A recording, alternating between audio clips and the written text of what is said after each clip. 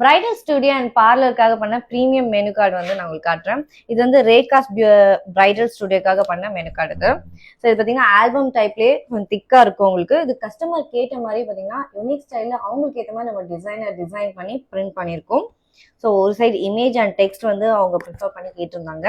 So அதே மாதிரி நம்ம டிசைன் பண்ணியிருக்காங்க பாருங்க. இது வந்து கம்ப்ளீட் ஒரு பிரைடல் ஸ்டூடியோக்காக நம்ம பண்ணது. ஸோ லேடிஸ் அண்ட் கிட்ஸ்க்காக அவங்க வந்து ஸ்பெஷலாக பண்ண மெனு கார்டு இது. ஸோ இது பார்த்தீங்கன்னா சாய் ரக்ஷன் பார்லருக்காக பண்ண மெனு கார்டு.